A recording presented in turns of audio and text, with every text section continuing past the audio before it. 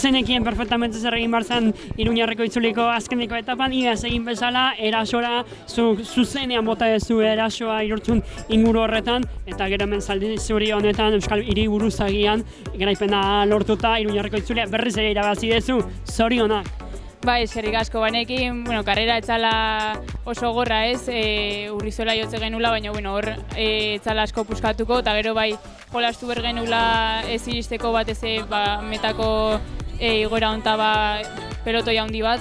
Orduan, bai hor Irurtzunen Lidia saiatu ala, eta gero hasia jute, baina berriz harrapatu dugu, eta ja gero ni joeten nian lau txirrindulari jungea, eta oso ondo ulertu gaia metaino erreleboka juteko, eta ja azkeneko metako igoera hontan Lidiak behitikan jau, eta ja dokin eta sartzian nik erabakiet jotzia, eta goraino topea.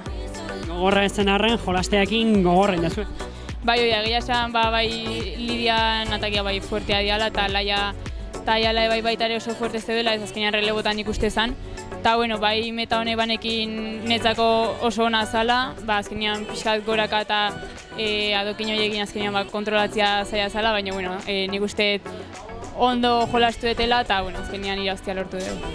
Zein zan zure aurkari handien Maldagora, ez dakit nola ikusten zenun, azkeneko txampa, azkeneko kilometro hau Iruñean, zein vigilatu behar zenun, edo zenekin ja zu jozteakin nahiko izango zenun? Banekin januan laiak jotzia zekala eta bakarrik oso ondo rodatzeula, orduan bai behai atenta hon behar nitzala. Eta baitare Lidiak, azkenean lauok denbora igualea ginen, orduan bai segundua pikatzen saiatu bertzuela hoi arginekan.